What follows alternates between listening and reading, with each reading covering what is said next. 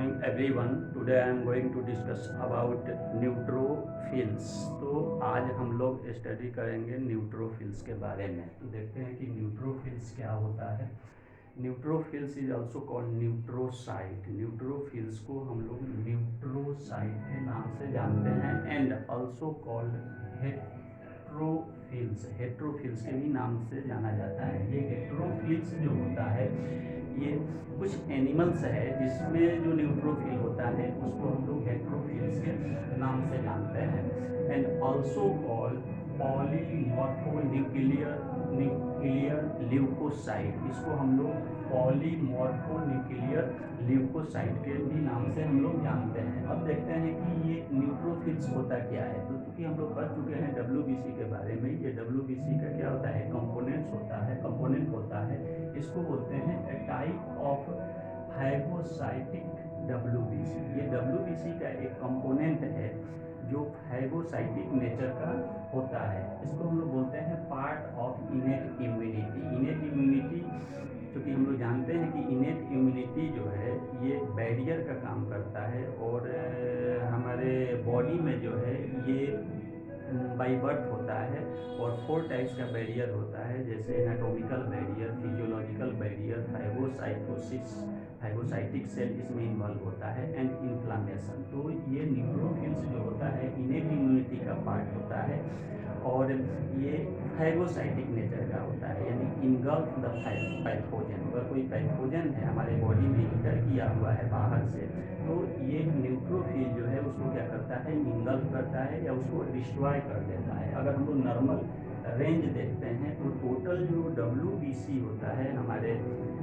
Body में, उसका 60 to 70% जो होता है वो न्यूट्रोफिल्स होता है और 3000 to 6000 जो होता है पर क्यूबिक mm इसका नॉर्मल रेंज होता है। अब देखते हैं एबनॉर्मल काउंट कि किस कंडीशन में न्यूट्रोफिल्स बढ़ता है या घटता है, जिसको हम लोग क्या बोलते हैं कि एबनॉर्मल ऑफ न्यूट्रोफिल्स या एबनॉर्मल काउंट हम लोग बोलते हैं। एक टर्म आता है, मेडिकल टर्म है न्यूट्रोफिलिया। न्यूट्रोफिलिया का मतलब होता है इंक्रीज न्यूट्रोफिल काउंट्स, यानी अगर किसी कारण से हमारे बॉडी में न्यूट्रोफिल्स अगर इंक्रीज कर रहा है, इंक्रीज करने का मतलब जो नॉर्मल रेंज होता है उससे अगर इंक्रीज कर रहा है तो उसके लिए टर्म यूज किया जाता है न्यूट्रोफिलिया।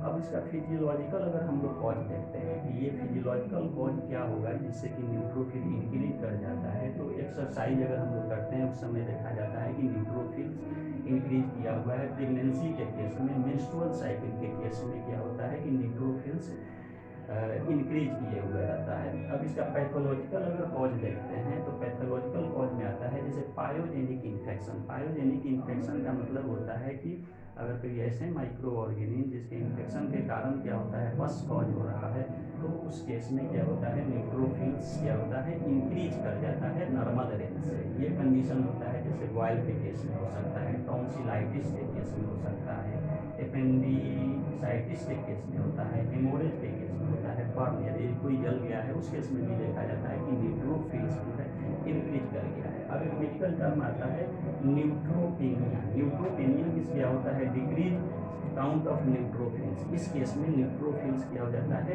डिक्रीज कर जाता है। अगर फिजियोलॉजिकल अगर केस देखते हैं तो इन्फेंसी के केस में क्या होता है न्यूट्रोफिल्स डिक्रीज कर जाता है। और पैथोलॉजिकल कॉज देखते हैं तो टाइफाइड, साल्मोनेला का अगर इन्फेक्शन हो रहा है जिसके कारण क्या होता है टाइफाइड है या पाराटाइफाइड है या वायरल इन्फेक्शन है या बोन मैरो डिप्रेशन है, ये बोन मैरो डिप्रेशन, इस केस में अगर देखते हैं तो न्यूट्रोफिल्स का काउंट जो है डिक्रीज कर जाता है। अब देखते हैं कि अगर न्यूट्रोफिल्स को यानी WBC को अगर हम लोग क्या करते हैं स्टेनिंग करते हैं। कौन सा स्टेन यूज करते हैं, लिस्मान स्टेन अगर हम लोग यूज करते हैं तो लिस्मान स्टेन यूज करते हैं तो न्यूट्रोफिल का जो साइटोप्लाज्म होता है वो पिंकिश कलर का दिखता है और इसमें प्राइमरी ग्रेन्यूल्स और सेकेंडरी ग्रेन्यूल्स दिखता है। ये ग्रेन्यूल्स का मतलब होता है कि ये डिफेंस मैकेनिज्म का काम करता है, यानी न्यूट्रोफिल्स में जो ग्रेन्यूल्स होगा प्राइमरी या सेकेंडरी ग्रेन्यूल्स जो होता है वो क्या करेगा डिफेंस मैकेनिज्म का काम करता है। और ये न्यूट्रोफिल का अगर हम लोग देखते हैं न्यूक्लियस अगर इसका हम लोग देखते हैं न्यूक्लियस तो इसमें 2 to 6 लोब्स दिखता है, यानी ये पॉलीमॉर्फो न्यूक्लियर होता है। अब आते हैं इसका फंक्शन क्या हुआ, न्यूट्रोफिल का फंक्शन क्या होता है। तो न्यूट्रोफिल का फंक्शन क्या होता है, ये phagocytosis. Phagocytosis is a process by which neutrophil engulf the pathogens या फॉरेन सब्सटेंस। बाहर से अगर कोई हमारे बॉडी में कोई सब्सटेंस आया है, यानी जनरली पैथोजन हम लोग देखते हैं बैक्टीरिया, फंगस, प्रोटोजोन्स, एटीसी अगर होता है तो उसको क्या करता है, फाइगोसाइटोसिस करता है, यानी डिस्ट्रक्शन ऑफ द पैथोजेंस का क्या कर देता है, डिस्ट्रक्शन कर देता है। And also regulating inflammation. ये न्यूट्रोफिल्स जो होता है इन्फ्लामेशन को क्या करता है, रेगुलेट करता है। इन्फ्लामेशन का मतलब क्या होता है, बाहर से अगर कोई पैथोजेंस आया है वो हमारे सेल और टिश्यूज को जब डैमेज करता है, इंजर्ड करता है, तो प्राइमरी रिस्पॉन्स लेता है हमारा इम्यून सिस्टम, और उसका रिजल्ट क्या होता है, इन्फ्लामेशन। तो इन्फ्लामेशन को ये क्या करता है, रेगुलेट करता है और वुंड हीलिंग का भी काम करता है। अगर सेल इंजर्ड हो गया है, अगर वहाँ वुंड है, घाव हो गया है, तो उसको ये क्या करता है, हीलिंग का भी काम करता है। हीलिंग का मतलब क्या है, वहाँ से जो डेब्रिज सेल्स या पैथोजेंस जो है उसका डिस्ट्रक्शन कर देता है, फाइगोसाइटोसिस करता है।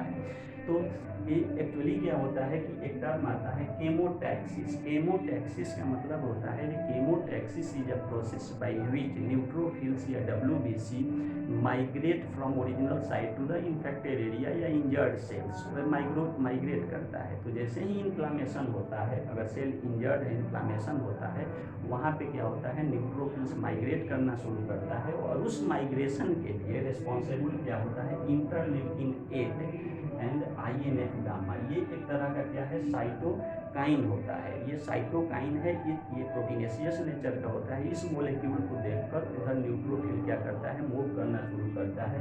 And C3a C5a leukotriene B4, ये एक तरह का क्या होता है, ये जो होता है कम्प्लीमेंट सिस्टम का एक पार्ट होता है, जो माइग्रेशन को रेगुलेट करता है, यानी न्यूट्रोफिल इंजर्ड सेल के तरफ मूव करता है। उसके लिए ये IL8, INF gamma, C3a C5a leukotriene B4 ये रिस्पॉन्सिबल होता है। अगर हम लोग देखें तो अप्रॉक्सीमेटली 10 to the power 11 ये न्यूट्रोफिल्स जो होता है प्रोड्यूस्ड पर डे। एक दिन में लगभग 10 to the power 11 क्या होता है, न्यूट्रोफिल्स प्रोड्यूस होता है। और इसका लाइफ स्पैन अगर हम लोग देखते हैं